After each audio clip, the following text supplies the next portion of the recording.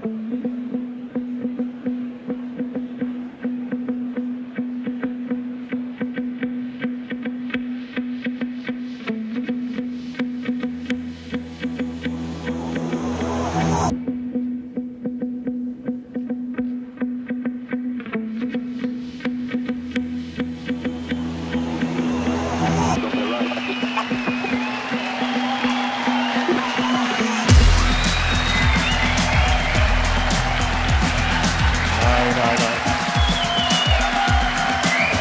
noget. Stop. Ja. Okay. Tak. Okay, seriøst. Tusind tak. Tak for det. Det er meget rørende. Jeg er super glad for at se jer alle sammen. Det er meget stort. Og må jeg sige, hvor er det dog dejligt at se så diverst og multikulturelt et publikum til det her show. Det er jeg simpelthen så glad for. Velkommen til det her show, hvor vi skal bryde loven gennem jokes. Det er sgu ret vildt. Det er jo spændende nok. Det er jo det sidste show, vi laver på hele den her turné. Og jeg har altid sådan lidt... På hver eneste aften har jeg siddet og været sådan lidt nervøs for, om der i aften er civilbetjente i publikum, der bare sidder klar. Og det er ikke her sidste show. Kan det godt være, at det bare sidder 50 betjente i det her sådan lokale lige nu, der bare sidder klar til at løbe herop og lægge mig i benlås. Det gør man til. Kig lige på jeres sidemand engang. Hvis det kunne ligne en civilbetjent, så giver ham lidt lille nik. Et høfligt. Vi skal bryde loven, men det er ikke den lov, vi skal bryde i aften. Fordi at det her er jo et show, som vi har flikket sammen på lidt over en måned før sommerferien. Og det er meget kort tid, kan jeg fortælle. Jeg ved ikke, hvor mange af jer, der har prøvet at sætte et stand-up show op før, men det er næsten for kort tid, er der nogen, der vil sige. Fordi de fleste af mine komikerkollegaer, de bruger et helt år eller to på at skrive et show. Og så sætter de sig i skrivergrupper sammen med andre komikere. Finjusterer, køber nogle jokes hos nogle kollegaer, tester showet på open mic 30-40 gange, har 10-15 testshows før deres premiere. Og når de så når til premieren, så er de allerede pænt træt af det show. Og forskellen på mig og mine kollegaer, det er, at mine kollegaer, de gør sig umage. Fordi at, jeg blev ikke træt af det her show, fordi jeg skrev det her show på 3 uger. Og det siger jeg udelukkende for, at hvis det nu viser sig, at jeg synes, det var et dårligt show, så er det ikke, fordi jeg er dårlig. Der er jo ingen, der kan lave et godt stand-up show på 3 uger. Det kan jeg simpelthen ikke lade sig gøre. Det er umenneskeligt, det kan ikke lade sig gøre. Har han kun brugt 3 uger på det, siger du? Ja, okay. Fordi først synes jeg, det var noget lort, men 3 uger, så kan det godt være, at det faktisk var okay. Det kan det godt være. Og så på den måde har jeg lagt ansvaret fra mig, ikke? Og det er selvfølgelig pjat. Jeg har ikke kun skrevet det her på 3 uger. Jeg har skrevet det på 2 uger. Og hvis til jer, som er her i aften, hvis der er nogen af jer, der ikke kender den her sag, og grunden til, at vi er her, og hvad showet handler om, hvorfor er I her så egentlig? Så forstår jeg ikke helt, hvad... Jamen, vi kan bare godt lide Brian Mørk. Ja. Jeg kender mig, og jeg kan ikke lide mig. Altså, så det tror jeg ikke rigtig på. Men grunden til, at vi er her, forklarer jeg lige nu. For nogle måneder siden, det var lige før påske, der blev en 28-årig ung mand, der hedder Asad Habib, dømt betinget fængsel for at have en hjemmeside med racistiske jokes.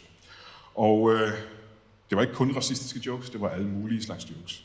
Det var vittigheder, som vi alle sammen kender fra dengang, vi gik i skole, og alle de der gamle dårlige jokes. Og nogle af dem var racistiske. Der var inde på hjemmesiden skrevet en lille advarsel, inden man kom ind til de racistiske vittigheder, hvor der stod, at hvis man ikke bryder sig om den slags, så skal man ikke gå derind. Så man skulle faktisk gøre sig umage for at komme derind. Og det er det, der gør mig mest vred ved det her, for det svarer en lille smule til at stå ved et bistade, hvor der er et lille skilt, hvor der står, det her er et bistade. Der er bier i det her bistade. Levende bier. Bistade advarsel. Og så stå og tænke, jeg hader bistik. Der er et lille hul dernede. Der kan jeg da godt få penge ind. Au. Jeg er et offer, politi. Det gør mig rasende, at folk skal gøre sig umage for at komme ind og se de her jokes. Og så melder han. Han blev meldt til politiet for racisme, og han blev sigtet. Og dommen kunne være fængsel, læste jeg. Den nyhed læste jeg lige før påske. Og dommen ville falde efter påske. Men jeg tænkte, at det her det skulle en lidt ligegyldig nyhed, fordi at, selvfølgelig kan han ikke blive dømt for vittigheder. Ikke i Danmark, det kan ikke lade sig gøre. I Kina, ja, og Iran selvfølgelig, og Rusland selvfølgelig, ja. Men i Danmark, i frihedselskende og tolerante Danmark, nej, det kan ikke lade sig gøre. Danmark, der har religionsfrihed og pressefrihed og ytringsfrihed. Altså, det var også der frigav porno. Det er også der lader onkel Reje proppe ting op i røven på børnetv. Det kan ikke ske i Danmark, tænker jeg. Ingen bliver dømt for vittigheder i Danmark. Det er umuligt. Og så efter påske ser jeg, at han har fået betinget fængsel for vittigheder i Danmark. Og jeg var så chokeret, at jeg tabte min nybagte croissant ned i min hjemmeristede espresso. Og det er løgn, for jeg bor i Kalundborg. Jeg tabte min ske ned i min havregryn. Med mælk fra en levende ko. Men jeg var ægte chokeret. For hvis Asad Habib han kan blive dømt betinget fængsel for vittigheder, så kan man også dømmes ubetinget fængsel for vittigheder i Danmark. Og det kunne jeg ikke håndtere. Og så begyndte kollegaerne at ringe til mig. Alle mine stand-up-kollegaer begyndte at ringe til mig. Og det plejer de aldrig at gøre. De var oprørte, og de var skræmte, og forarvet, og de var rystede, og flere tillægsord. Og alle var enige om, at nogen måtte gøre noget. Nogen, der måske ikke havde så meget at miste.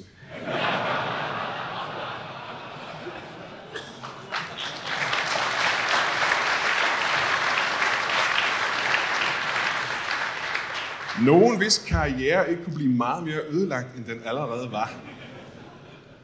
Nogen, der kunne ende i fængslerne, uden at nogen rigtig ville savne dem. Men er Brian ikke enlig far til 2 hjemmeboende skolebørn? Men ville de ikke også have det bedre udvalget? Så jeg var nødt til at lave det her show. Jeg var simpelthen nødt til at lave det her show for at vise, at det ikke er racisme at grine af racistiske jokes. Og så kan man sige, man kan komme i fængsel for det. Vil du gerne i fængsel, Brian? Så kan man sige, nej, det vil jeg faktisk ikke. Jeg ved ikke, om I er klar over, hvad der sker med et stykke kød som det her i et fængsel. Nogle af dem har jo siddet inde i årevis, og så kommer jeg ind, og det kommer jeg ikke til. Nå. Er det ikke som om, Brian er blevet tykkere inde i fængsel? Jo, han blev gravid jo.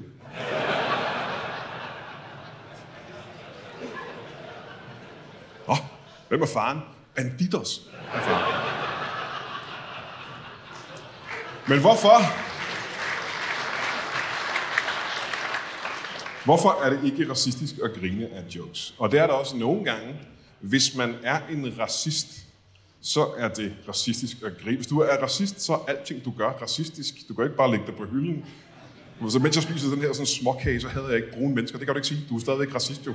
Så må du sige, fucking jødekage. Men det gælder ikke alle os andre.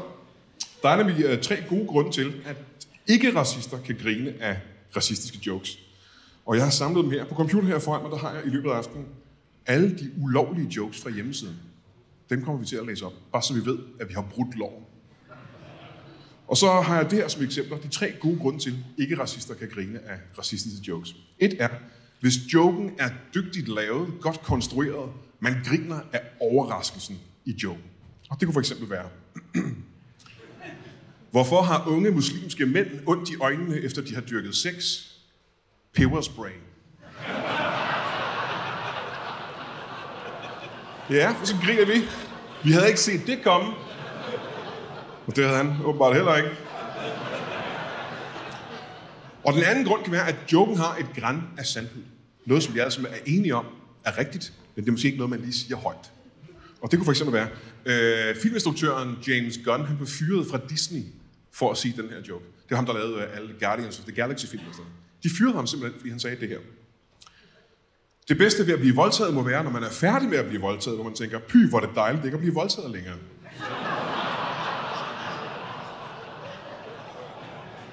Og hvor det er ikke engang rigtig en joke. Det er bare en sætning, som er sand. Det må være det bedste ved en voldtægt. Men grunden til, at man kan blive farvet over det, er jo, at emnet er voldtægt. Den joke kan jo handle om alle mulige ting. Du kan bruge den om hvad som helst. Du kan sige, at det bedste ved at være til Rasmus Nøhr-koncert må være noget Rasmus Nøhr-koncert.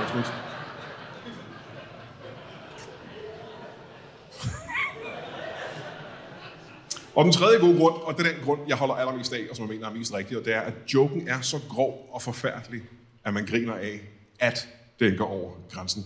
Ikke fordi du synes, det der sker i joken er i orden, eller man er enig med det, der sker i joken, men fordi at man overhovedet siger noget, der er så grænseoverskridende. Og det kunne for eksempel være, hvad gør man med jødiske børn, der har ADHD? Koncentrationslejr. Ja. Man griner af det netop fordi, at det er tragisk og frygteligt. Det er det, man gør. Man takler det onde ved at grine af det. Ikke fordi man er enig med det. Og det er grund til, at jeg har lavet det her show, som vi skal i gang med. Og er I klar til at komme i gang med showet, mine damer og herrer? Velkommen til Langt over grænsen!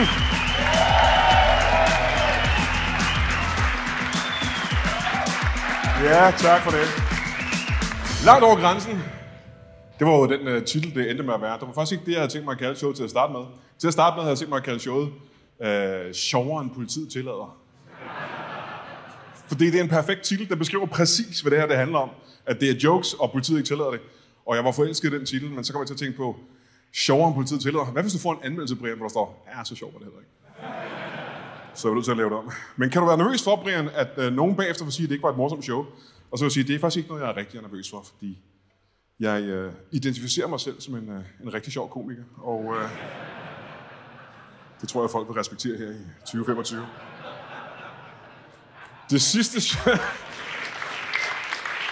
Det sidste show, jeg lavede, det startede med en trigger warning. Og til jer, der måske ikke ved, hvad en trigger warning er, så kan jeg fortælle, at det er en form for lille advarsel om, at jeg måske kan komme til at sige ting med min mund. Ord, som nogen kunne tage skade af at høre. Og så kan man nå at forlade salen, inden jeg siger noget, som kan virke krænkende eller fornærmende, eller direkte fysisk farligt og skadeligt på folk i salen. Man kan jo nu om dagen brække en krænkelseskirtel, eller få indre blødninger i fragilus feminismus-nerven, som er kroppens mest skrøbelige punkt. Og det her show kræver faktisk endnu mere en trigger warning, men der kommer ikke en trigger warning til det her show. Så er I advaret. I skal nemlig gå blinde ind i det her show, så når aftenen er omme, så er I alle sammen en slags medskyldige. Og så kan det være, at vi alle sammen skal i fængsel. Og det synes jeg skulle kunne være så hyggeligt. Jeg vil hellere sidde i fængslet sammen med jer, end at være ude i det fri med de woke. Der kommer til. Kommer til at være mere frihed derinde end udenfor. Fordi jeg kommer til at sige ting som, jeg kommer til at sige ord som nære i aften. Det gør jeg sgu. Ja. Og ved du hvad? Jeg skal være ærlig at sige, nære, det er ikke engang et ord, jeg selv bruger i hverdagen. Faktisk. Altså i weekenden får den fuld smadret. Hvis du ikke kan tåle, at jeg siger ordet nære, så skal du bare forestille dig, hver gang jeg siger ordet nære, så skal du bare forestille dig, at jeg har sagt N-ordet i stedet for. For så kan du sidde der og føle dig helt god og med god samvittighed. Rigtig god kridhvid samvittighed stadigvæk bagefter. Og så når du kommer hjem, så kan du gå og undre dig over, hvorfor alle de andre sad og grinede, når du synes, at jeg var en stor idiot. Men jeg skal være helt ærlig at sige, før vi er ret i gang, det er en lille smule mærkeligt at lave det her show. Fordi jeg jo står og bryder loven. Jeg bryder en lov, der kan få mig i fængsel. Og jeg er ikke vant til at bryde loven.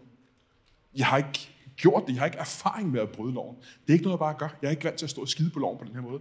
Fordi jeg er jo ikke muslim eller noget som helst.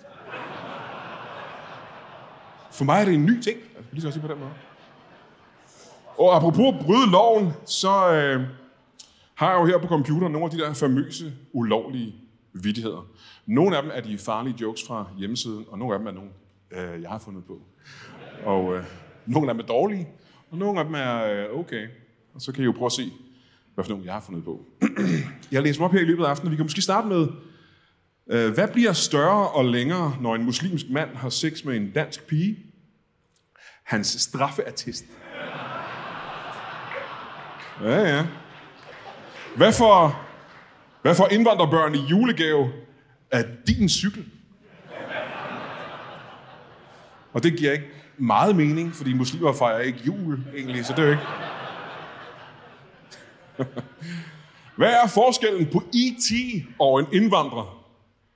E.T. lærte sproget og ville gerne hurtigt hjem igen. Og den giver heller ikke super meget mening. Det er længe siden, jeg har set filmen E.T., men jeg husker ikke, at han lærte sproget. Lærte han ikke kun 2-3 ord eller sådan noget? Jeg tror det. Så han kunne stadig godt blive taxichauffør i København.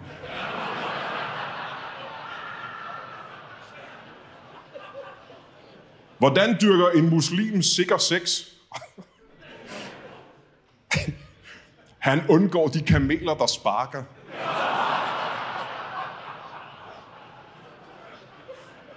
Fordi som vi alle sammen ved, så boller muslimer selvfølgelig kameler og geder og den slags. Det ved vi alle sammen.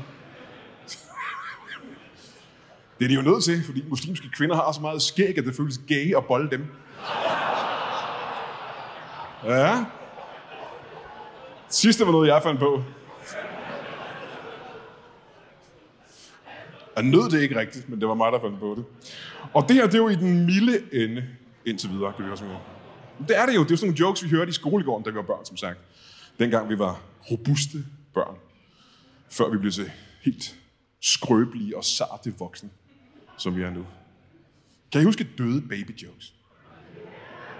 Det er et prima eksempel på noget, vi alle sammen har grint af, men som ingen af os nogensinde har ment alvorligt. Noget, der er frygteligt og grotesk som døde baby jokes. Det er noget af det mest grusomme, man kan forestille sig. Men det er altså også ret skægt. Kan jeg få et eksempel? Der kan sidde nogen her, der kan huske en død baby joke. Må jeg høre en? Ræk en hånd op, hvis du har en død baby joke. Der er en der bagved. Der er den skaldede. Hvad er det, fingeren op? Never mind. Jeg kan fortælle jer et par stykker. Min yndlings er, hvordan får man en død baby op af en blender? Nachos. Så sidder man i griner af det her. Hvad er sjovere end at kaste en død baby ud fra en klippe?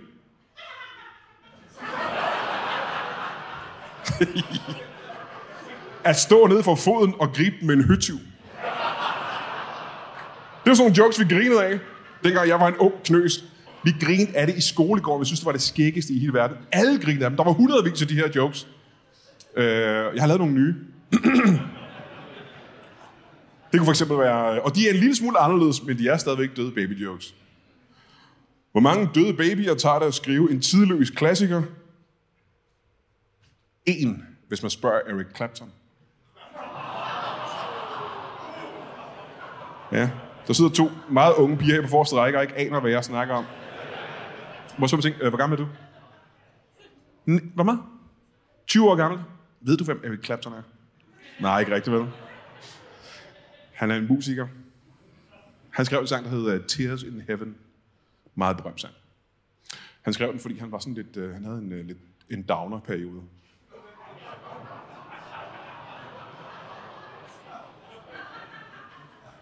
Fordi hans baby var faldet ud fra 53. sal. Og ikke overlevet. Det gjorde man så. Han skrev den her Tears in Heaven. Det er meget, meget sørgelig sang. I har lige grint af det, skal jeg sige. Du er et blød baby, hård asfalt. Den slags ting. Men der kommer en god sang ud af det, så der kommer noget godt ud af det, kan man sige, ikke? Hvad er ligheden mellem døde babyer og alle de kvinder, jeg har mødt? De er kedelige at knippe, for de ligger der bare. Det er jo vanvittigt.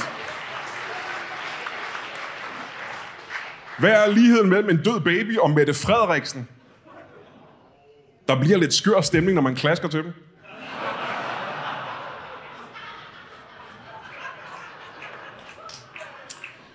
Hvad er ligheden mellem en død baby og min pik?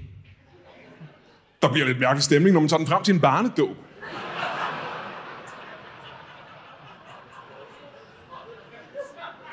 Hvad er ligheden mellem død baby og Martin Brygmann? De har gjort en del kvinder kede af det, ikke? Ved du hvad? Mine børn kendte ikke til døde baby jokes. De har aldrig hørt dem før. De er blevet renset væk fra skolegården, tror jeg. Fordi moderne børn må ikke udsættes for den slags. De må ikke rigtig udsættes for noget. I en ny optryk af Tintin, de nye optryk af tegneserien Tintin, der har man retuscheret sprutflaskerne væk, fordi Kaptajn Haddock må ikke længere drikke sprut, så børn kan se det. Det er de simpelthen fjernet. Og i flere biblioteker i Danmark har man fjernet Tintin i Afrika, fordi den er simpelthen for racistisk og ikke tidssvarende. Og det vildeste eksempel er, Pippi Langstrømpes far, han må ikke længere hedde en negerkonge. Han har altid heddet negerkonge. Astrid Lindgren skrev negerkonge om ham. Det må han ikke hedde længere. Nu er han piratkonge i stedet for. Det er fordi, det ikke er tidsvarende. Han er piratkonge. Og pudsigt nok kan man sige, at nu om dagen er alle pirater negere. Så det er egentlig meget sjovt.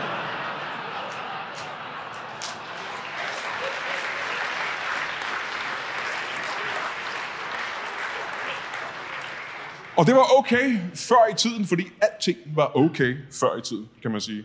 Hvis man tager 10 år tilbage i tiden, med nutidens moral, så skulle alle mine komikerkollegaer i fængsel, kan jeg sige. Helt bundet.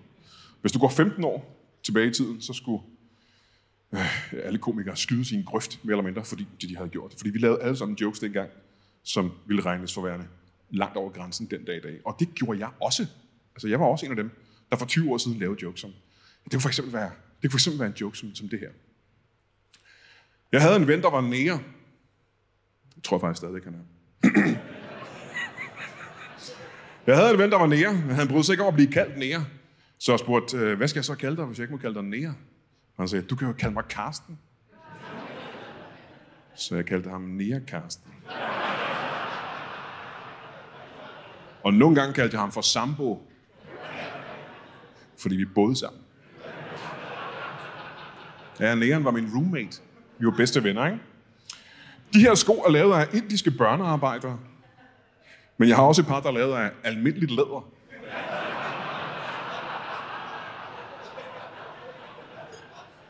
Man har simpelthen flået huden af indiske børn for at lave de her sko. Det er en lille smule racistisk. Men hvorfor har du ikke flået nogle hvide børn, Brian? Skal jeg fortælle dig. Selv fiktive brune børn er billigere end fiktive hvide børn. Det er derfor.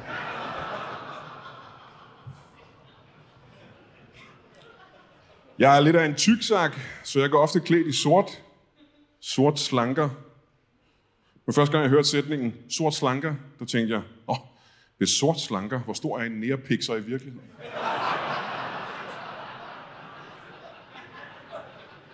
Endnu større må den være, ikke?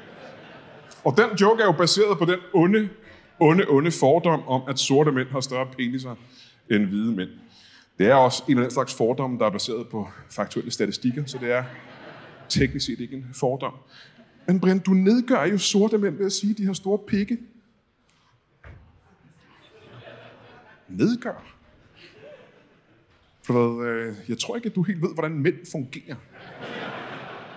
Det her er en af de fordomme om sorte, som sorte ikke har noget imod, kan jeg fortælle dig. De synes, det her det er helt fint. Hvis vi skal nedgøre nogen med størrelsen på deres pik, så siger vi ikke, at de har en kæmpe stor pik, kan de også sige. Så siger vi, at de har en lille bitte pik. Ligesom asiaterne. For mange år siden, der optrådte jeg på den amerikanske ambassade i forbindelse med et valgarrangement. Der var valg i USA, og det var sådan en hyldest til demokratiet. Og der skulle jeg så optræde, og jeg tænkte, så lad mig da for fanden snakke om demokrati og gøre lidt grin på demokrati. Og det gjorde der var, at jeg snakkede om, at demokrati umuligt kunne være den bedste styreform, fordi at i demokrati er det jo flertallet, der bestemmer. Og vi ved altså godt, at flertallet er nogle savlende idioter. Og det var bare sådan en joke, jeg lavede. Det er ikke, fordi jeg sådan rigtig har noget imod demokrati. Men der var en amerikaner i publikum, som ikke syntes, det var en joke. Og han var måske også en lille smule fuld, men han blev i hvert fald rasende, og han rejste sig op. Og han sagde, han gjorde det på engelsk, men nu siger jeg det på dansk. Han siger, så du hader demokrati? Er det det, du siger? Og jeg sagde, ja, okay. Ja, lad os sige det. Så siger han, hvad er du så? Hvad, du hader demokrati? Er du så rabiat islamist, eller er du nazist? Så tænkte jeg, okay. Så for det første, slap af. Og for det andet, det eneste, jeg har til fælles med rabiate islamister og nazister, det er mit glødende had til jøder. Det er det eneste. Og det vil sige med det samme, jeg hader ikke jøder i virkeligheden. Jeg har ikke nogen problemer med jøder. Jeg har aldrig haft beef med en eneste jøde. Du ved, en af mine bedste venner, en af mine allerbedste og ældste venner, han kender en jøde. Hvor den her joke, den lavede jeg en aften, hvor jeg skulle optræde med den amerikanske komiker Louis Black. Det kan være, I kender ham fra The Daily Show med Jon Stewart. Vi optrådte sammen en aften, og så lavede jeg den her joke, og han hørte den. Og jeg fik at vide bagefter, at han havde skyndt ud backstage for at ringe til hans komikerkollegaer i New York for at genfortælle den her joke. Og Louis Black, han er jøde, skal det lige siges, og alle hans kollegaer, de er også jøder. Og han var godt klar over, at det var en joke. Han synes, det var skægt. Den amerikanske ambassade synes ikke, det var helt lige så skægt, kan jeg godt sige med det samme. Der kom lige en lille klage til min manager om, at jeg ikke skulle have løn for det job.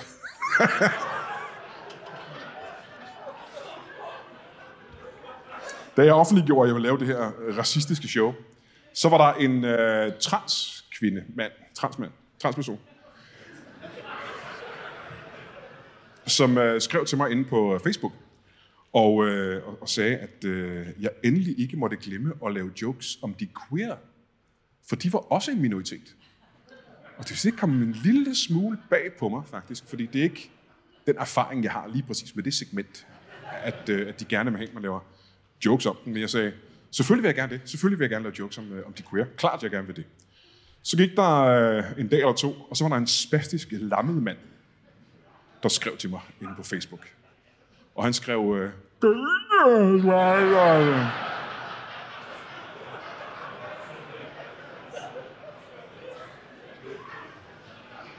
Kan jeg forestille mig. Men han skrev, at jeg ikke måtte glemme at lave jokes om de handicappede. For de havde ikke lyst til at føle sig udenfor. Og så sagde jeg, det kan jeg sgu godt forstå. Selvfølgelig vil jeg også gerne lave jokes om de handicappede. Selvfølgelig. Det gik op for mig, at jeg kunne ikke kun være modbydelig over for indvandrere og andre racer og den slags. Jeg var i virkeligheden nødt til at være modbydelig over for alle. Så i aften, kan jeg fortælle jer, er alle målet for onde jokes i det her show. For om ikke andet, så er jeg jo kendt for at være inkluderende. Så lad os lige gå tilbage til, hvordan Brian Mørk lavede stand-up for 20 år siden. Jeg havde engang en veninde, der var lesbisk. Hun spurgte mig, om jeg ikke ville gå i seng med hende og hendes kæreste og skænke dem et barn. Og det var noget af et spørgsmål at få. Og jeg måtte lige tænke over det. Og jeg brugte et par uger på at fundere over, om jeg kunne gøre det, og jeg fandt frem til, at jeg kunne faktisk ikke få mig selv til det. Jeg kunne ikke få mig selv til at gøre det, fordi at, de var begge to rigtig klamme læber.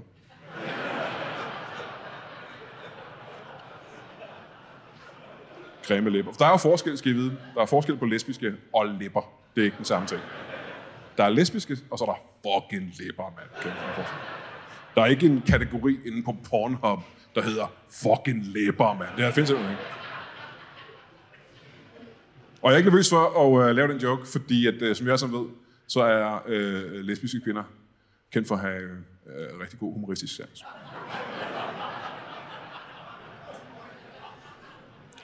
For 20 år siden, der havde alle komikere dværge-jokes.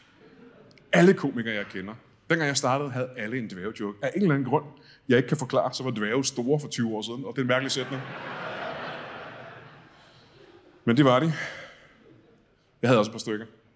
Jeg havde ikke særlig mange, men jeg havde lige et par stykker. Jeg har en ven, der godt kan lide at dyrke sex med dværge. Vi kalder ham dværgbestigeren. Vidste I godt, at der faktisk er utrolig streng social kontrol dværge imellem? De har et dværgkastesystem. Du aner ikke, hvad jeg snakker om her, hva'?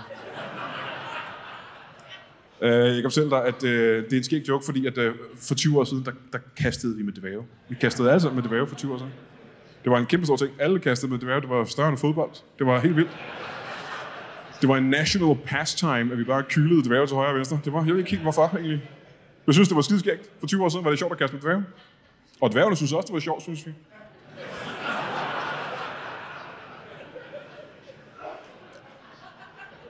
Før jeg blev komiker, havde jeg en periode job som handicaphjælper.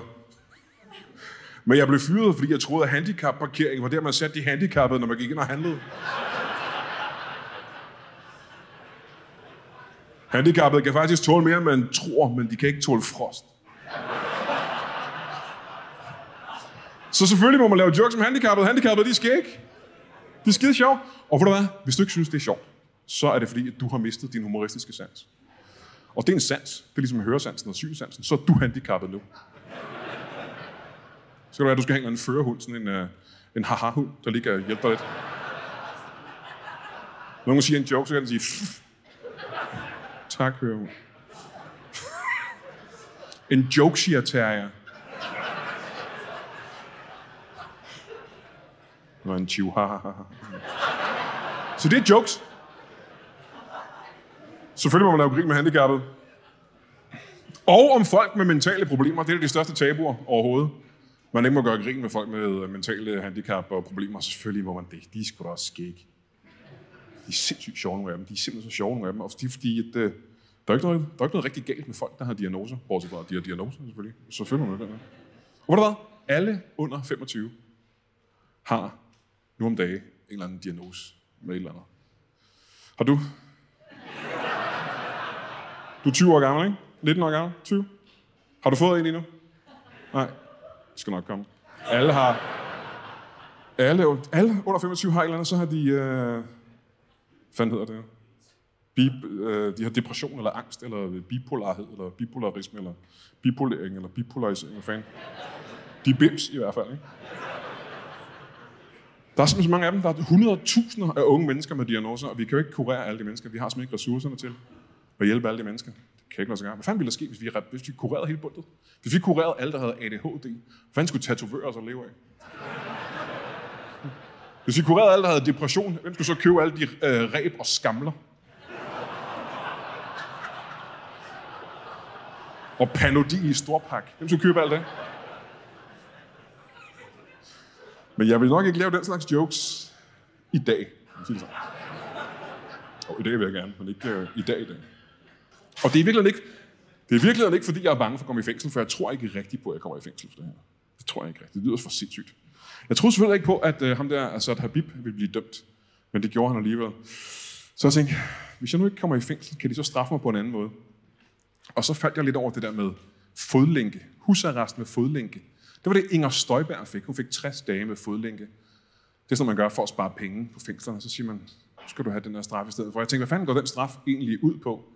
Og så googlede jeg lidt på det, og blev overrasket over, hvad den straf egentlig var. Jeg ved ikke, om I er klar over det, men jeg fandt lige ud af det. Og det her det er ikke noget, jeg digter. Det er straffen for at have fodlænke med husarrest.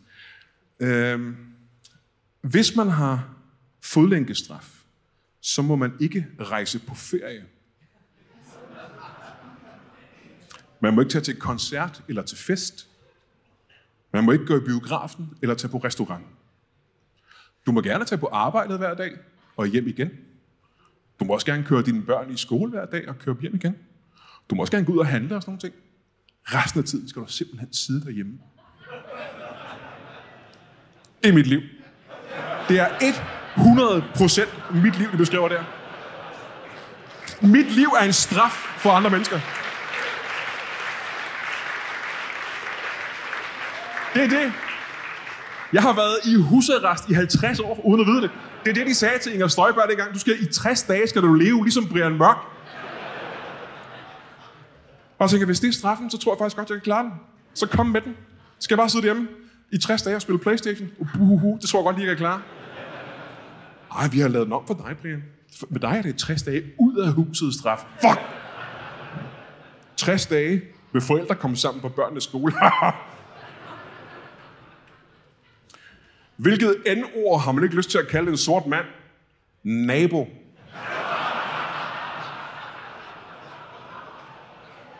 Hvorfor får sorte og muslimer aldrig børn sammen?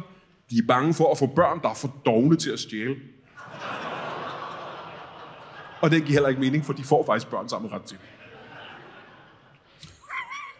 Den her, den er sgu meget sjov. Den er ikke rigtig ondskabsfuld. Jeg har taget den med, fordi jeg synes, den er rigtig skæg. Der er ikke noget, der hedder sorte penge længere. Det hedder anden etnisk indkomst.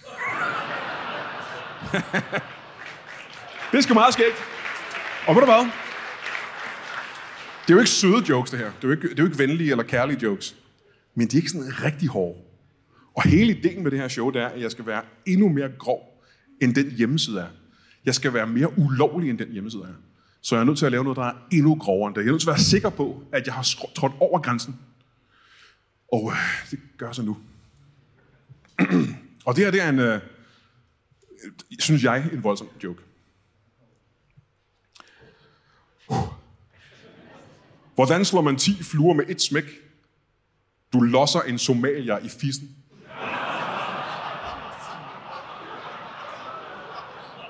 Hold da kæft. Det er jo sindssygt så. Det er jo vanvittigt. Losser en somalier i fissen. Ved du hvad det er? Det er i hvert fald racistisk, tror jeg godt, man kan sige. Og ved du hvad? Jeg er blevet kaldt racist ret mange gange. Det sidste års tid. De sidste 5 år, de sidste 10 år. Ret mange gange. Så er Brian Mørk har islamofobi, eller Brian Mørk har transfobi, eller Brian Mørk har homofobi, eller Brian Mørk har det der med grønlændere. Anoraknofobi. Altså, og det er pjat. Jeg har ikke nogen af de fobier der overhovedet. Og så er det Grønland. Hvorfor Grønland? Forstår du det ikke? Jeg har været på Grønland mange gange i mit liv. Og jeg skal helt ærligt sige, Grønland, det er jo ret aktuelt i øjeblikket. Grønland er et af mine favoritsteder på hele kloden. Et af mine favoritsteder at kæde min røv i laser. Jeg kommer til det. Der er ingen steder på kloden, der er kedeligere end Grønland. Der er så sindssygt. Der er majestætisk natur. Der er sne med klipper. Så kigger du derovre. Der er skræftet med os. Sneen. Der er intet at foretage sig på Grønland. Det er udover druk og incest, selvfølgelig. Ellers er der ingenting. Og jeg drikker ikke. Og jeg havde ikke mine børn med heller.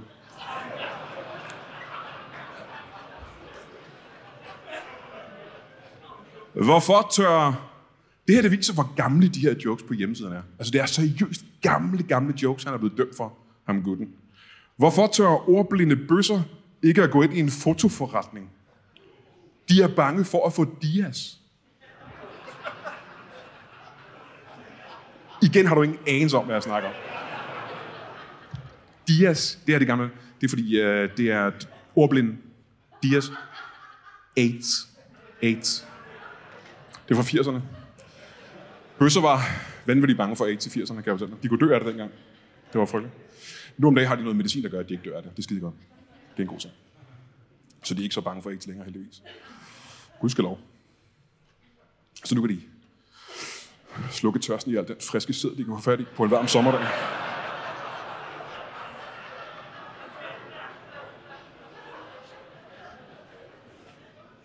Det var lidt for ulækkert, Brian. Ja, det synes jeg også. Men det synes jeg, du skal tage op med dem.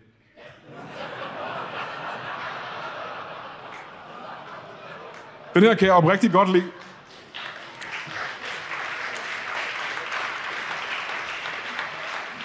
Det her er igen et eksempel på noget, jeg har taget med. Ikke fordi det er ondskabsfuldt, men fordi det er en ret sjov joke. Hvad sker der, hvis en bøsse tager fejl af vaseline og tapetklister? Så falder hans tapet ned. Det er skægt. Det er en sjov joke, synes jeg. Så selvfølgelig må man gerne lave grin med queer, transtyper og den slags. Og ved du hvad? Jeg skal være helt ærlig at sige. Jeg er ikke den eneste, der har mærket til det her. Det er som om, at der er lidt flere transtyper over det hele, end der har været før i øjeblikket. De fylder ret meget.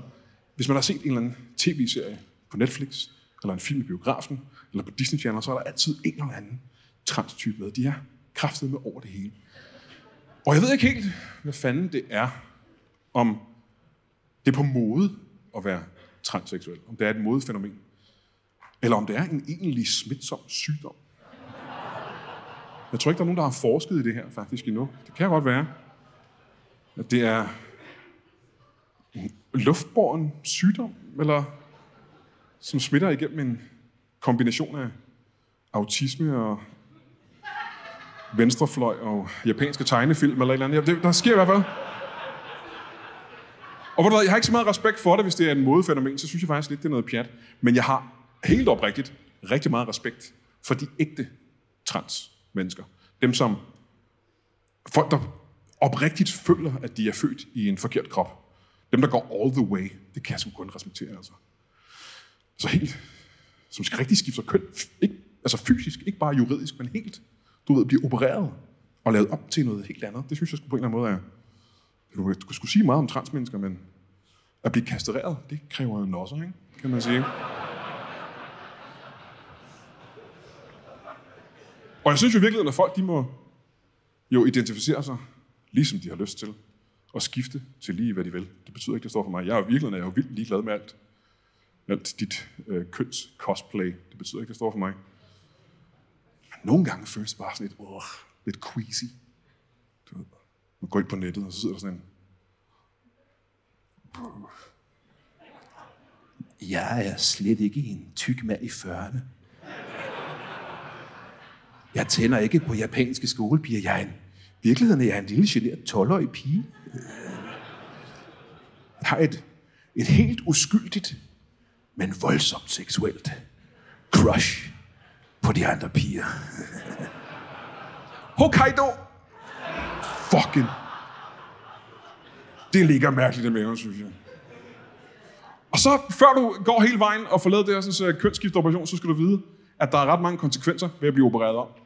Dit immunforsvar kan blive dårligere ved det. Nogle af dine organer kan begynde at svigte. Der er ret mange problemer fysisk ved at skifte køn rent fysisk. Og ved du hvad, det er ikke kun fysiske konsekvenser, der er også psykiske konsekvenser. Og mit bedste eksempel, det er Wachowski-brødrene. Wachowski-brødrene var de to, der lavede Matrix-filmen. Det er en pissegod film, det er en klassiker. Nogle vil sige, at det er en af de bedste film, der nogensinde har lavet. Den lavede de sgu. Og så gik der nogle år, og så skiftede en af dem køn. Og blev til en kvinde. Og så gik der et par år, så skiftede den anden bror køn og blev til en kvinde. Og så gik Wachowski-brødrene til at blive Wachowski-søstrene. Og så lavede de nogle flere Matrix-film. Så jeg vil sige, et bevis på, at kvinder er dårlige til at lave film, i hvert fald, ikke? Og så tydeligt et bevis, som det overhovedet kan være. Og ved du hvad, jeg tror, jeg er nødt til at indrømme, at jeg er jo vanvittigt stolt over at være heteroseksuel. Jeg er simpelthen så fucking stolt. Altså, helt ned i ryggraden er jeg bare stolthedsfølelsen ved at være heteroseksuel er bare så fucking enorm. Altså, jeg er kæmpe. Jeg er så fucking maskulin. Har du lagt mærke til det? Jeg er så ekstremt fucking maskulin. Jeg er så maskulin. Jeg er jo ikke bleg for at sige, at jeg kører Berlingo. Det er fucking fordi... Det er fordi, det er en fucking maskulin bil, altså. Jeg ved ikke om... Det er måske den mest maskuline bil, der overhovedet er. Og hvis du er uenig, så er du sikkert homo, tænker jeg, fordi... Jeg ved ikke, om du er klar over det. Har du nogen anelse om, hvor mange bitches, der kan ligge i sådan en Berlingo der? Der kan fucking... Der kan ligge 12, hvis du ligger mit lag, og ligger og sidder med. Det er en kæmpe maskulin bil. I virkeligheden er jeg ikke det mindste stolt af at være heteroseksuel. Jeg er jo født heteroseksuel. Jeg ved ikke helt, hvorfor jeg skulle være stolt af det. Det synes jeg er lidt smule mærkeligt. Hvordan man kan være stolt af noget, man ikke har gjort noget for. Jeg har jo ikke kæmpet for at være heteroseksuel. Jeg ved ikke, hvordan man kan være stolt af noget, man er født med. Jeg kan måske forstå, du ved, hvis bøsser havde kæmpet sig igennem mere lort end os andre.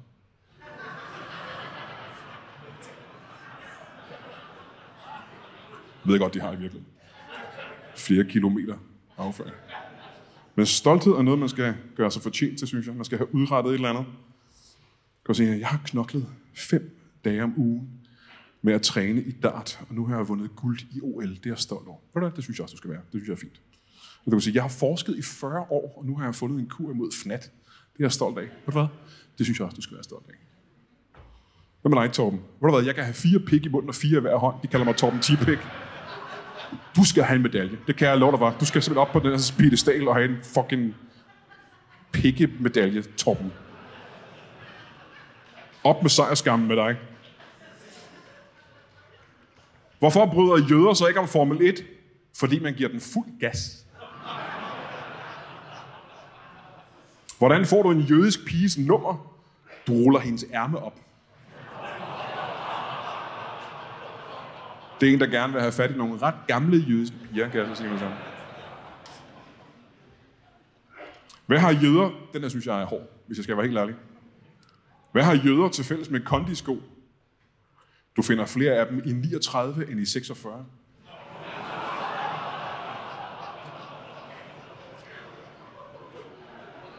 Det er meget holocaust-baserede jokes, man finder, når man leder efter jødiske jokes, kan jeg fortælle jer. Det er faktisk alle sammen holocaust-baserede jokes, man leder efter jøder. Det er som det eneste, man kan finde på jokes omkring jøder. Man tænker, der må der være noget andet ved jøder, man kan lave grin med. Et eller andet, jeg ved ikke, hvad fanden det skulle være. Jesus var jøde, kan man sige. Vidste du godt det?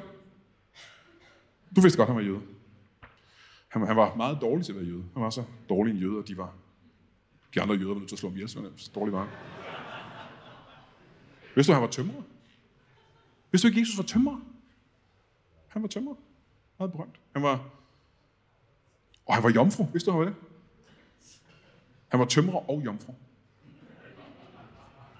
Så man ikke der blev høvlet en del.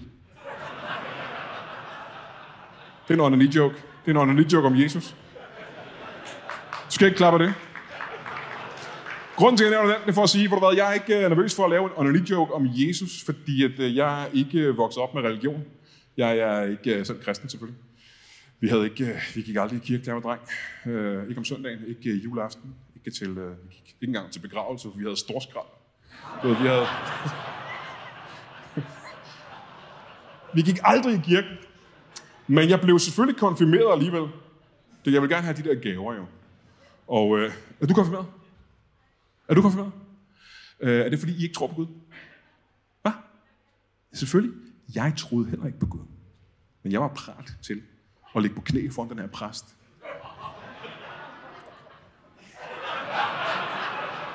Og lyve. Jeg løg. Jeg løg ham direkte op i ansigtet. Jeg var parat til at ende mine evigheder i en sø af lava. Af den ene grund, at jeg gerne ville have det, alle raske drenge og piger gerne ville have i 80'erne. Og det var et 4-i-1 anlæg. Ja. Og igen har I ingen anelse om, hvad jeg snakker om. 4-i-1 anlæg. Hold kæft, hvor var det vildt, altså. Det er... I skal forestille jer. Det er et musikanlæg. Øverst op er der en pladespiller. Vinyl. Så lige nedenunder så er der en radio. Nedenunder den er der kraftet med en CD-afspiller. Og så nederst er der en dobbelt bottom tag. 1, 2, 3, 4. 4 i 1. Kan I forestille jer noget? I skal forestille jer Spotify på størrelse med et komfur. Det vil jeg gerne have.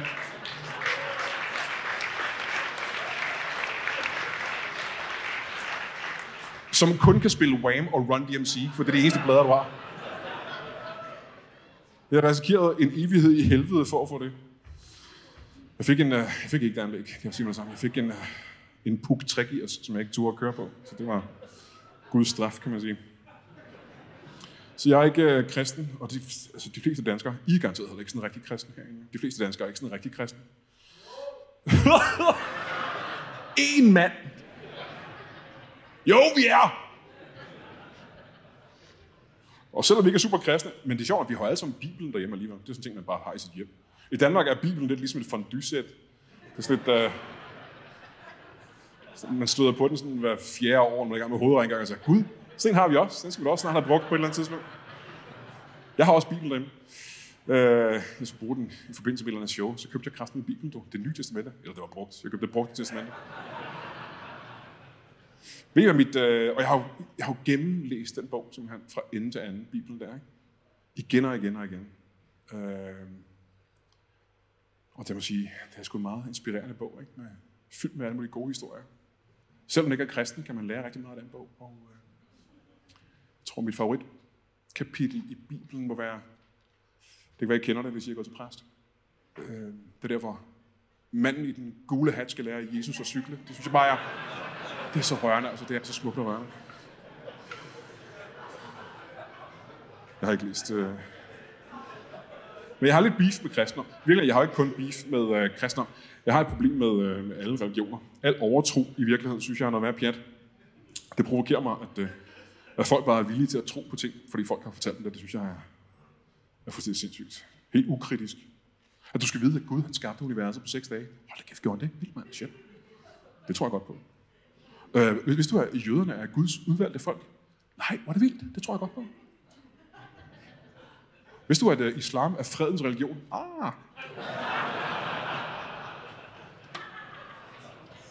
fjollet overtro det. I min bog er der ikke forskel på at være imam eller pave, og så at være hende der har en båd med krystaller på et krammermarked. Det er sådan set det samme for mig, synes jeg. Sådan nogle har jeg en del af i min familie. Sådan nogle krystaltyper. Sådan nogle overtrostyper med healing og sådan noget pjat. Sådan nogle, der kommer til fødselsdag og sådan noget, så er de altid en lille gave med. Brian, jeg har hørt, du har... Er det ikke med, at du har svært ved at falde i søvn? Jo. Kan det være, fordi du har mange mareridt? Nej, det tror jeg ikke. Og kunne det ikke være, fordi du har mange mareridt? Tror du ikke, det kunne være det? Jeg tror faktisk ikke. Fordi, Brian, grund til, at jeg siger det, det er fordi, hvis du lægger den her krystal ned over din hovedpude, så har man ikke flere mareridt. Er det fordi, den er på størrelse med et pindsvin? Og at jeg ikke falder i søvn, hvis jeg putter den under min hovedpude? Akupunktur, Brian. Det skal du prøve, hvis du ikke kan sove. Akupunktur, det virker imod alting. Det er simpelthen så godt. Kræft og barnløshed og gigt og smerter og alle sådan nogle ting virker imod. Det skal du prøve, akupunktur. Nej. Akupunktur virker, hvis du lider af huller i huden, mangel. Det er det eneste, det virker. Vi er bort fremme med dit pjat. Ved du, hvad jeg tror på, Brian? Jeg tror, der er et liv efter døden. Det vil jeg tro på, at når vi dør her, så kommer vi hen til et bedre sted, hvor vi lever i evig lykke. Ved du hvad? Så skal du ikke have kørekort. Kan jeg sige det samme? Det her, det er ikke Grand Theft Auto. Du har ikke flere liv, kan jeg også sige, du skal. Så jeg er naturligvis ateist. Og virkelig, ateister er jo en af dem, som Hamas. Ikke Hermas, men Hamas.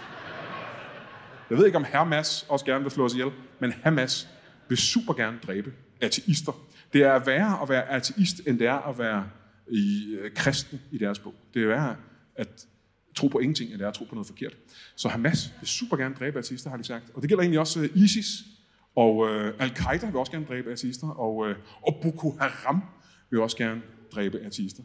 Fordi ateister er noget af det værste. Vi er de ondeste næsten. Vi er næsten lige så onde som homoerne, synes de. Men kun næsten. Fordi at homoer, det er sådan noget, muslimske børn er bange for, når de skal sove. Det kan jeg fortælle jer. Det er det. Det er sådan noget... Far! Far! Hvad er der nu? Kom lige herind, jeg tør ikke at sove. For helvede. Hvad er problemet, lille jihad? Jeg tør ikke at sove, fordi jeg er bange for, at der er en homo inde i skabet. Ved du hvad, lille jihad? Det skal du gå bange for. Der var en homo inde i skabet, men jeg har kastet ham ud fra taget. Bare roligt. Bare læg dig til at sove, lille ven. Godnat, lille jihad. Godnat, far. Jeg elsker dig.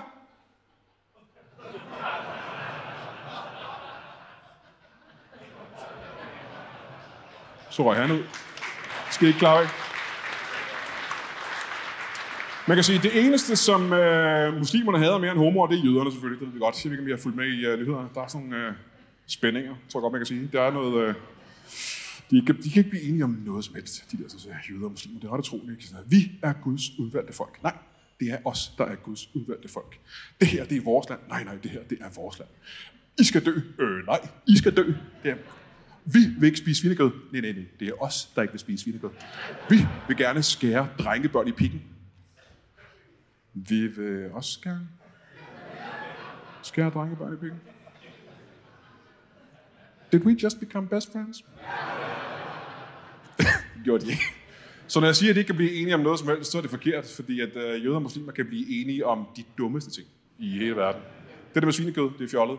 Det der med at skære drengebørn i pikken, det er endnu mere fjollet. Det er noget af det tåbeligste. Jeg spurgte på et tidspunkt en imam, hvad fordelen er ved at blive omskåret. Og han sagde, ved du hvad, det er faktisk ret vigtigt. Fordi hvis du omskærer drengebabyer, så kan du undgå at få kønssygdomme. Og så ved du hvad, du skal ikke knalde drengebabyer. Simpelt, easy peasy. Drop det der, ved du hvad? Jeg har lavet en liste over fordele ved at blive omskåret. Nummer 1. Du bliver ikke bidt i forhuden af en ræv. Liste slut. Der er ikke flere fordele. Og ved du hvad?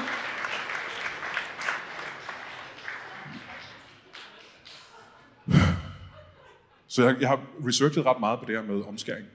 Og jeg faldt over noget, jeg faktisk ikke var klar over. Var I klar over, at hvis en jøde konverterer til kristendom, for eksempel, så får han sin forhud tilbage? Er det ikke vildt at tænke på? Det sker ikke særlig tit, men når det sker, så har de, altså alle forhuderne fra alle generationer tilbage, har de gemt. Og det er jo, jeg kan jo tænke på, hvor gammel det jødiske folk er. Det er jo årtusinder sådan her. Det vil de bare lægge noget i skuffen derovre. Det er sindssygt at tænke på.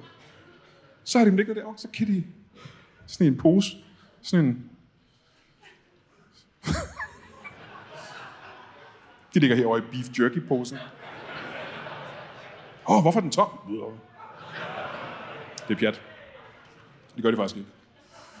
Jeg synes, at alle ikke-jøder og ikke-muslimer, som synes, at omskæring skal være tilladt, straks selv skal omskæres. På stedet. Uden bedøvelse. Ligesom babyerne. Det virker fair. Så kan man sige, hvor hvad? Lars fucking Løkke. Op på disken med den. Lige nu. Så er vi klar. Kom så, Lars Løkke. Op på disken. Kan du ikke nå? Skal du have en skammel? Okay. Så fucking.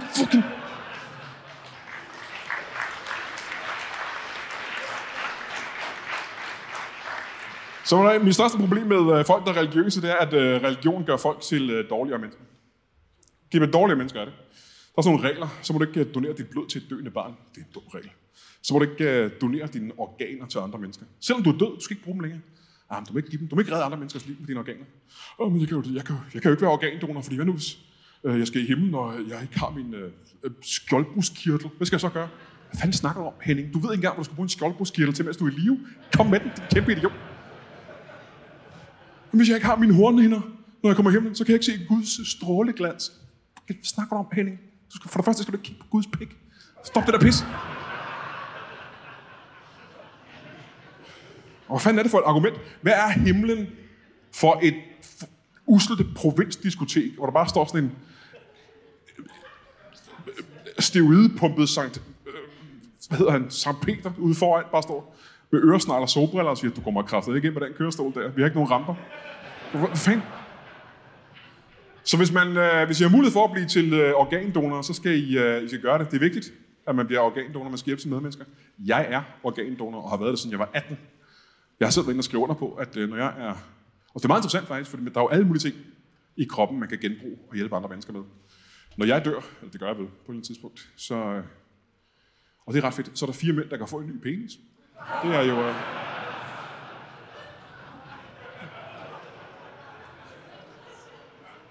Penis joke, ikke? Så kan man sige, Brian... Er du ikke bange for at gøre grin med en bestemt gruppe mennesker? En gruppe rabiate, farlige, indoktrinerede, ekstremistiske mennesker. Mener du feministerne? Nej, Brian. Nej. Jeg mener nogle direkte, altså rigtig farlige mennesker, der er ude på at lægge hele verden under sig og udslette de vantro. Mener du feministerne? Nej, Brian, hold kæft. Og jeg er godt klar over, at det kan være farligt at joke om visse grupper af mennesker. Og jeg har faktisk fået, i hele min karriere, 23 år, har jeg kun fået 1 dødstrussel. Og det var en lidt overraskende dødstrussel. Fordi jeg skrev, for mange år siden skrev jeg, er det okay at brænde Koranen ned på en CD? Det var det ikke, viser det sig. Der var en meget, meget rasende ung mand, der sagde, at jeg skulle dø for at skrive det. Og tænkte, det var alligevel underligt, fordi jeg har Koranen på en CD derhjemme. Nogen har brændt den her Koran ned på en CD. Men du synes, at jeg skal dø for det her. Det synes jeg måske var lidt voldsomt. Og så tænkte jeg, man skal jo ikke ligge under for den frygt. Det kan man simpelthen ikke gøre. Vi er nogen, der er nødt til at stå op og vise trods mod den slags. Nogen må beskytte ytringsfriheden.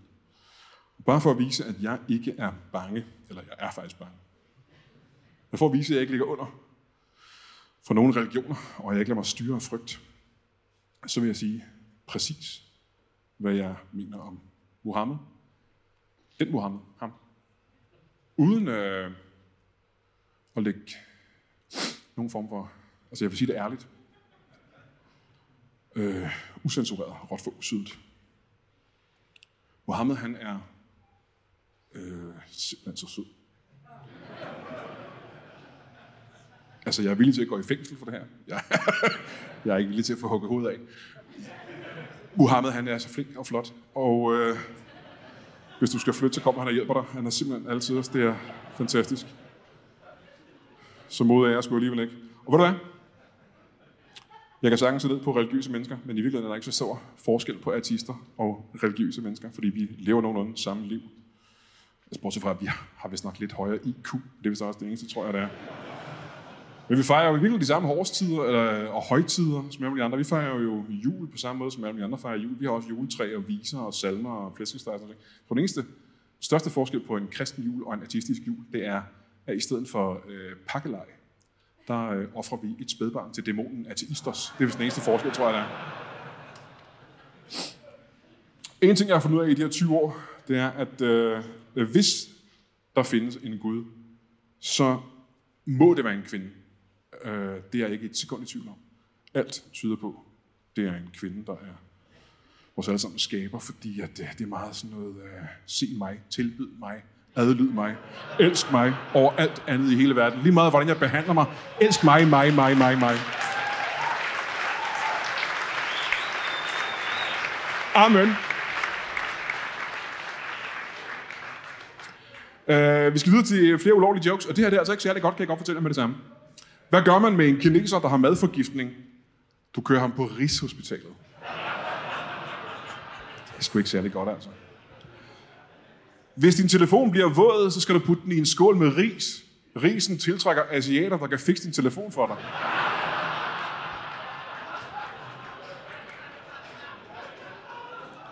Ved du hvad, det ser ud som om, at det er svært at lave jokes med asiater, åbenbart, fordi det er sådan helt barnlige jokes, og de handler altså om ris. Det er sådan, at det eneste, vi ved om asiater, det er, at de godt kan lide ris. Det er den eneste fordom, vi har om, de elsker fucking ris, det der. Og så er de, er gule, fordi de boller i kaj, selvfølgelig, men det er også den eneste, ikke? Det er det eneste, vi ved om, de kan ris, og vi ved også, at de alle sammen er, vi kan ikke se forskel på dem, fordi de er ens, det er det eneste, vi ved, ikke? De kan godt lide ris, og de er alle sammen ens, det er det eneste, vi ved. Og så spiser de hunde, det er det eneste, vi ved. Så ved vi ikke flere ting, det er det eneste, vi ved. Vi ved, de har små dealer, og så ved vi ikke flere ting. De er sgu meget sjove. Fordi de er ikke særlig store, jo. Og de har meget små dealer. De har næsten ikke nogen kropsbehøj. De har næsten ikke nogen skægvækst heller, faktisk. Og de har sådan nogle helt små lyse stemmer. Det er sådan en helt race af små spinkle pigedrenge, ikke? Jeg tror måske, det er en af grundene til, at vi ikke har så mange jokes om dem, faktisk. Fordi at, vi føler os ikke rigtig truet af dem. Dem, der laver racistiske, ondskabsfulde jokes, det er hvide mænd. Og vi har det med at lave jokes om folk, vi føler os en lille smule truet af. Du ved. Så hvis der er en stor, muskuløs, sort mand med en kæmpe pik, så føler vi os en lille smule truet af ham. Så skal han kraftigt med lige tage os ned med nogle jokes. Og de der sådan, unge indvandrerdrenge derovre, dem føler vi os også en lille smule truet af. De skal kraftigt med os lige hakke os ned en gang. Vi føler os ikke skide truet af de der små asiater-typer. Altså. Hvorfor skulle vi det? Det kan godt være, at der er 2 milliarder af dem. Men vi er hvide mænd. Vi har altså lidt en følelse af, at så godt vi kunne tage dem, hvis det kom til stykket. Den følelse har vi altså. Alle mænd har haft følelsen af, kan vide, hvordan jeg ville klare mig i et slagsmål med 110-årige. Og man har følelsen af, at det kunne jeg sgu godt, du ved, og der er ikke en stor forskel på at blive angrebet af 100 japanere. Bare, jeg tror, at det kunne faktisk. Men Brian, du er godt klar over, at det var asiater, der opfandt judo og kung fu og sådan noget, ikke? Det er rigtigt nok. Det er sandt nok. Men var Chuck Norris ikke bedre, end de var? Det var han faktisk. Jeg voksede op med de der Chuck Norris-film. Han er kridhvid, kan jeg fortælle jer. Og han smadrede alle de der asiater i alle filmene. Hundredvis af ninjaer blev bare smadret sønder sammen. Han kunne cirkelspark fra morgen til aften, og så hakkede han bare de der ninjaer i smadret. Og de er altså asiater. Altså, jeg har ikke set dem siden 84, så jeg kan ikke huske mine detaljer, men jeg kan da huske, at han smadrede. Jeg er ikke engang sikker på, at det var ninjaer. Det kan også være, at der var kvinder i burka. Det er jeg ikke helt klar over, hvad det var. Så ville det være en anden film, lad mig sige det sådan. Populær i Israel. 5 ud af 6 jødestjerner.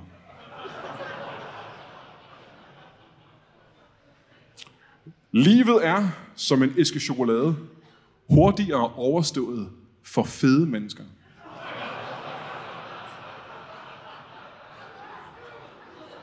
Fede mennesker. Det må man kun gøre grin med, hvis man selv er en tyksak. Så jeg vil gerne gøre grin med dem. Jeg er en tyksak. Ret. Det var i sommer, det gik op for mig, at BMI, det står for Brian Mørk Index. Ret tyk, ikke?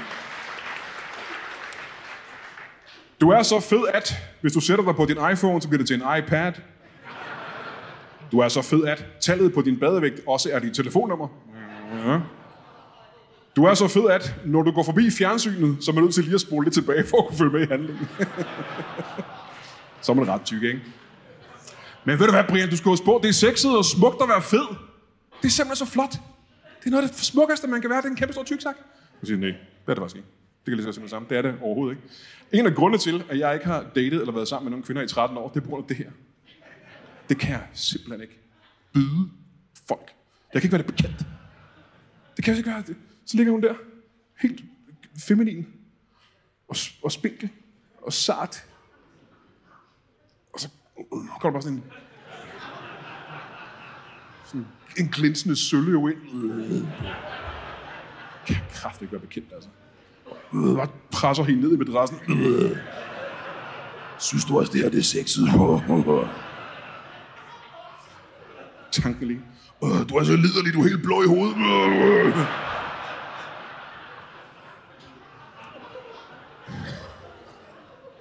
Hun døde jo, hun kunne ikke få luft. Kan man simpelthen ikke være bekendt, altså. Jeg kan ikke få mig selv til at gøre det. Det er smukt at være fed. Det er sundt at være fed. Det er simpelthen, det er ikke nødvendigvis usundt at være fed, Brian. Ved du hvad? Hold din kæft, venstrefløj. Ved du hvad, jeg har ikke noget imod venstrefløjen egentlig, men lige på det her punkt, hold din fede kæft. Jeg kan ikke tage dig alvorligt, hvis du fører politik inde i Narnia. La la la la la, tykke mennesker er smukke. Lulilalalu. Tralalala, der er minimum 70 køn. Lulilubadibadaps. La la la la la. Lubadibidups. Pelle Dragsted har aldrig været voldsparat. Lubadibadibadaps. Det er en af de største problemer, jeg har med den venstrefløj der. Ved du hvad? En ting, som at sige, mænd de mansplainer. Ved du hvad? Ja, det gør de. Det gør de. Mænd mansplainer. Men ved du hvad? Folk, der mansplainer, de mansplainer ikke kun til kvinder. De mansplainer til alle omkring sig.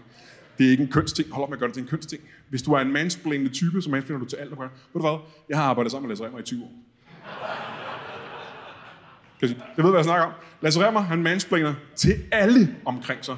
Om de er mænd, eller kvinder, eller golden retriever, eller køleskab. Alting bliver mansplainet af typer som Lasse Remmer. Og grunden til, at han gør det, det er, fordi han er så meget klogere end alle andre omkring sig. Så han er nødt til, føler han, at mansplaine. Han er så klog. Jeg ved ikke, om I er klar over, hvor klog Lasse Remmer er. Han er så klog, at man i et tv-program herhjemme prøvede at måle hans IQ. Men man var nødt til at hente eksperter ind fra USA, for at kunne måle hans IQ, så høj var den. Det er fuldstændig sindssygt overmenneskeligt kæmpe IQ. Jeg så, at Lasse Remmer skulle interviews af TV Glad. Og jeg tænkte, det kommer ikke til at kunne lade sig gøre. Det bliver en katastrofe. Så ser jeg programmet, og så er han pissegod. For han sidder og bliver interviewet af de der mongoler der. Og han sætter tempoet helt ned. Bruger ikke nogen store ord. Meget pædagogisk. Taler helt tydeligt. De forstår alt, hvad der bliver sagt. Alle er glade. Og jeg sidder og tænker, hold kæft, det er godt gået, Lasse Remmer. Sikke dygtig du er. Og så går det op for mig. Vent lidt. Det er sådan, Lasse Remmer taler til mig. Hvad fanden i helvede? Men du skal holde op med at gøre det til en... Du skal holde op med at gøre det til en kønsting, for det er det faktisk ikke. Hvis du føler, at der er en mand, der mansplainer til dig på din arbejdsplads, så gør han det også til alle de andre. Hold op med at gøre det til en kønsting. Jeg gider ikke at høre på det. Det er noget pjat. Mænd skal ture og græde hele tiden. Ligesom vi gør. Det kan godt være, at vi mister sexlysten og respekten for ham, men til gengæld har vi fået magten over ham på en eller anden måde, ikke? Skat, mens du laver kødfri kødsov, så hold øje med ungerne. Så går jeg lige ved siden af og onanerer til en TikTok om en behåret skovhugger i bare overkrop. Er det ikke okay? Jo. Jeg skrev på et tidspunkt en joke på Twitter om en kvinde. En eller anden kvinde. Jeg kan ikke huske, hvem hun var. Jeg kan ikke huske, hvad joken var heller. Men der var en helt anden kvinde, der blev sur over, at jeg havde gjort det. Fordi som hun sagde, hun synes, det var ulækkert, at jeg på den måde lavede jokes om minoriteter. Og jeg tænkte, hvad siger du? Minoriteter? Mener du den slags minoritet, hvor der er flest af dem? Er det den slags moderne minoritet? En majoritetsminoritet? Er det den slags minoritet, du snakker om? Og jeg synes, det er sgu meget smart. For hvis kvinder er en minoritet, så er kvindejokes lige pludselig racistiske. Det er kraftet med et smart trick, altså. Hvor våger du at lave jokes om kvinder? Det er ligesom at lave jokes om handicappede. Ja.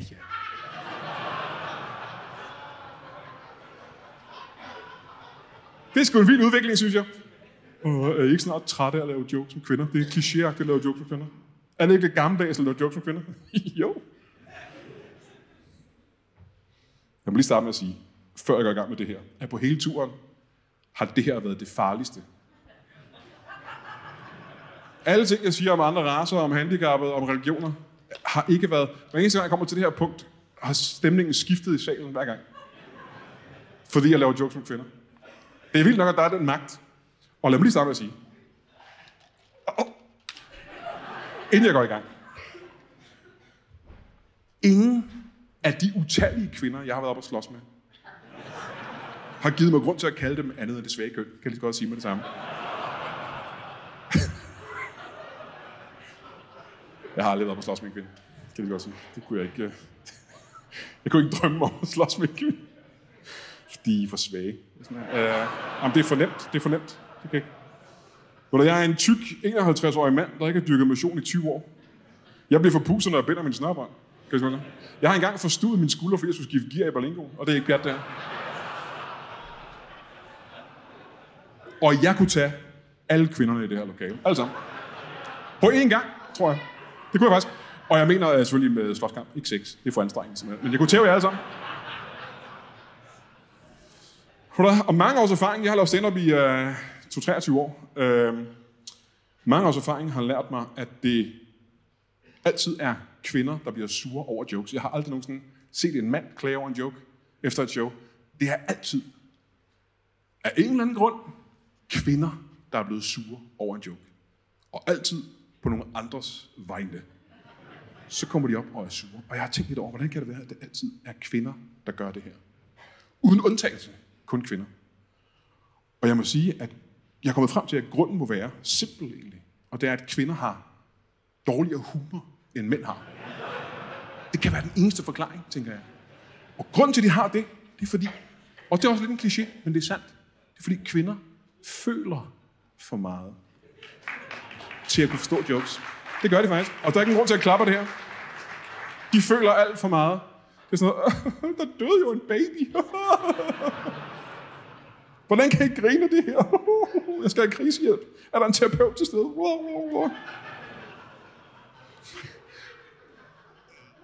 Jeg ved selvfølgelig godt, at kvinder ikke er dumme og svage. Det ved jeg godt. Jeg er ikke rigtigt en idiot. Så ved jeg godt. Men jeg synes godt, at I kan blive en lille smule kæphøje nogle dage, synes jeg faktisk. Lidt for smart, lidt for høje i hatten. Vi kvinder er stærke. Okay. Vi er det stærke køn. Okay. Vi har kæmpet os til ligestilling. Hvad har I, siger du? Vi har kæmpet os til ligestilling. I har klynket jer til ligestilling. Det er det, jeg har gjort. I er blevet ved, og ved, og ved, og ved, og ved. Så der er en mand, der har sagt, okay, så tag det. Men så gider jeg heller ikke at høre mere pis.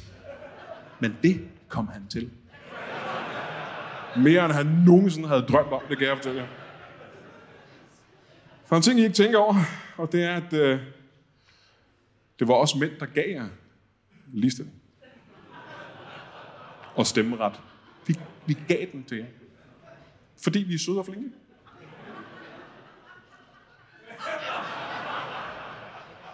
Så du prøve den i et stykke tid. Og se om den passer dig.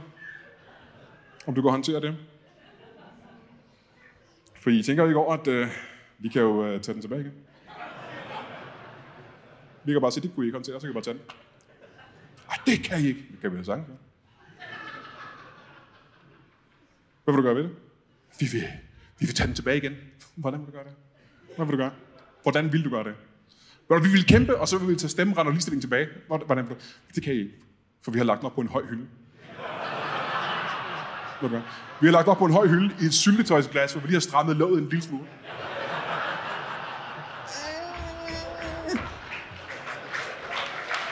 I kan ikke gøre det. Vi har gemt den et sted, I aldrig finder den, lige under koblingspunktet.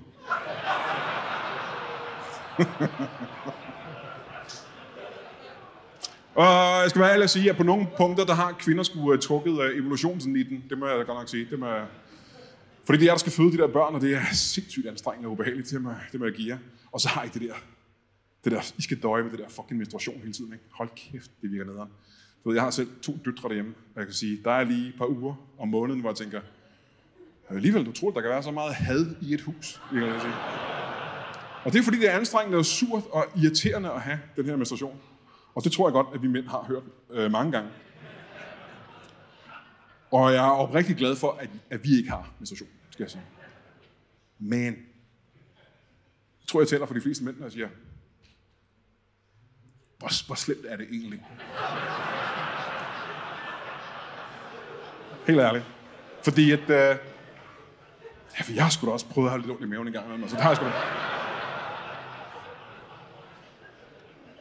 Du kan jo ikke sammenligne menstruation med diarré, Brian. Det tror jeg godt, jeg kan, faktisk. Det tror jeg godt, jeg kan. For mig er det lidt det samme. Man græder lidt mere, end man plejer, der er blod i begge dele. Det er lidt det samme. Og så har jeg læst, at der er noget, der hedder den internationale menstruationsdag, og det synes jeg er den bedste idé i hele verden. Hvorfor fanden har man ikke gjort det for længe siden? 1 dag om året, i stedet for det der månedlige pis, og for helvede, har I ikke gjort det for længe siden, mand. For helvede. 1 dag om året, hvor mænd låser sig ned i kælderen, og så er det bare The Purge nede i Matas. En lavine af blod og rasende kvinder. Hvorfor har I ikke gjort det for længe siden, mand? Få det overstået på 1 dag. Kæft, mand. Ja, vi skal fortælle jer det. Det er jo sindssygt. Det er det der østrogen, ikke? Det er østrogen, der gør, at I har det sådan der. Jeg kan fortælle til mændene herinde, der ikke ved, hvad det er. Østrogen, det er sådan et kønshormon, kvinder har, som gør det svært at være kvinde. Om det gør det jo. Østrogen gør kvinder til kvinder, og gør, at det er svært at være en kvinde. Det er ligesom...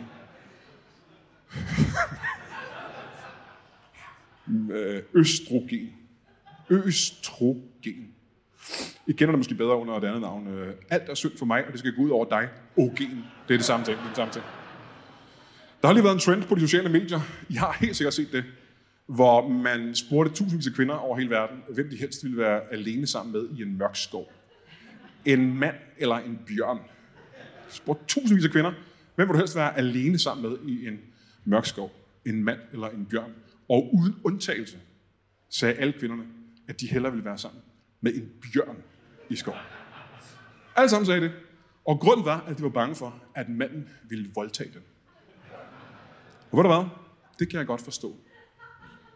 Det jeg ikke kan forstå, det er, hvorfor vil kvinder hellere voldtages af en bjørn? Den kan jeg ikke greje, simpelthen. For jeg har set The Revenant med Leonardo DiCaprio. Og jeg tænker, hvis den bjørn havde været liderlig, så havde der været en uhyggeligere film, det kan jeg love mig. Så det er hårdt at være kvinde, det må jeg indrømme. Og mænd har svært ved at høre på det. Og så er det godt, at I har hinanden til gengæld, ikke? The sisterhood. Medsøstre. Hvor I kan støtte hinanden i tykt og tyndt. Lige meget, hvor meget I så tager fejl. I har hinandens ryg, det må man give jer. Man kan godt blive lidt i tvivl om, hvad der fylder mest på internettet. Porno, eller billeder, hvor kvinder roser hinanden og siger, ej, hvor har du købt den hen? Det er helt vildt.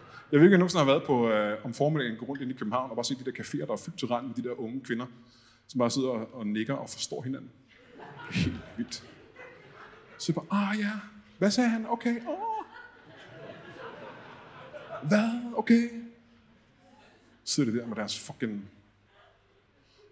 dameblader, personlighedstests, horoskoper og pis. fanden er det for noget? Sådan noget personligt. Ej, Henriette, lad os prøve. Hvad er dit indre dyr? Lad os prøve at tage den her test. Hvad er dit indre dyr, Henriette? Prøv igen. Børneorm. Det er børneorm. Det er altid børneorm. Nu har vi i små 6 timer lyttet til langt over grænsen jokes om sorte og muslimer og homoseksuelle og handicappede og kvinder og alt, hvad man gør. Hvorfor bliver der aldrig nogen jokes om hvide mennesker? Og hvad det er et færre spørgsmål. Og til det der kan jeg godt sige, har du nogensinde hørt om blondine-jokes? Blondine-jokes. Jeg har hørt flere blondine-jokes i mit liv, end jeg har hørt indvandrer-jokes og bøsse-jokes. Skal det sammen? Jeg har hørt hundredvis af blondine-jokes. Fælles for de fleste blondiner, det er, at det er de færreste af dem, der hedder Ylmis eller Makwekwe. Det er som regel ret hvide mennesker, der er blondiner. Og udtrykket at være blåøjet, det betyder, at man er dum og naiv og nem at narre. Det er også danskere. Dumme, hvide, naive danskere. Det tror jeg er grunden til, at kriminelle fra hele verden kommer herop til os.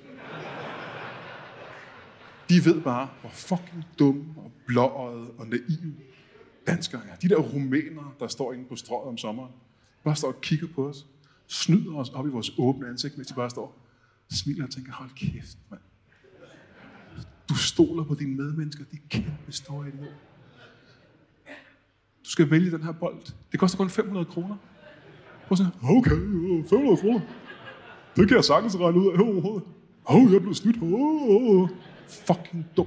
De der rumænere inde på strøget, det er det samme som ham der, Sanjay Shah, der bare tog alle vores skattepenge. Det er de samme mennesker. Fordi han har ringet ind til et helt dumt, blondt, blåøjet skattevæsen. Du bare sidder, hvad siger du? 7-8 milliarder tilbage i skat, siger du? Henriette dreng, der siger, at han skal have 7-8 milliarder tilbage i skat. Milliarder? Ja, en mand fra Indien. Han siger, han skal have. Det tror jeg ikke, man vil lyve om. Du vil overføre dem med det samme. Okay, så gør vi det. Helt dumt, fucking blå. Det er os. Det er jer. Blonde, blåede, fucking naive.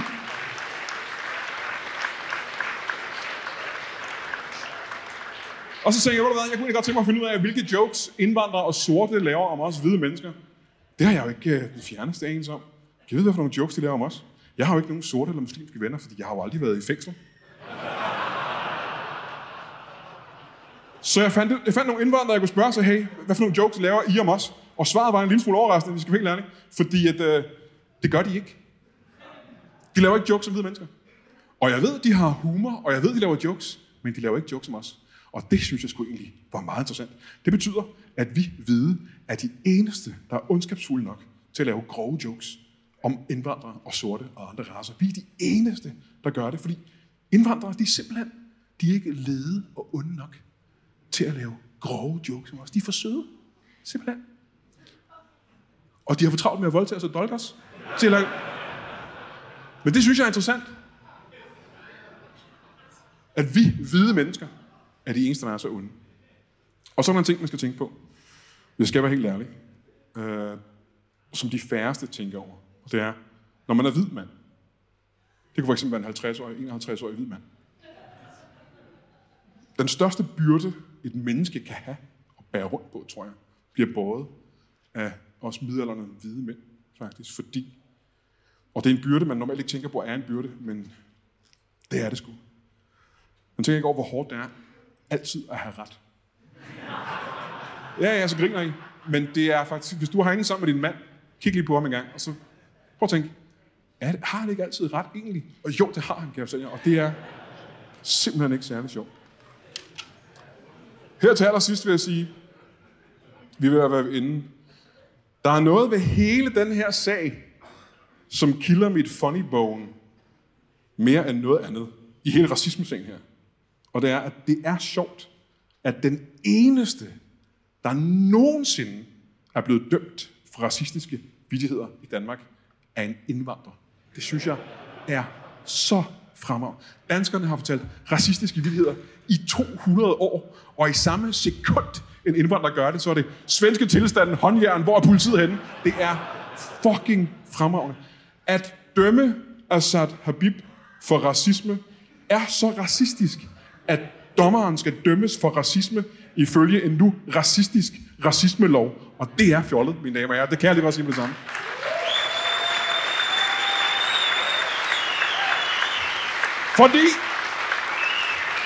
Fordi hvis der er nogen, man ikke må lave jokes om, hvis der er nogen, der er hellige, så er det forskelsbehandling. Så er det racisme. Så er det comedy, apartheid. Og det bryder jeg mig ikke om. Og til allersidst vil jeg sige, I skal huske på, hvad Martin Luther King han sagde. Da han sagde, øj! Tak for i aften. Ha' det godt.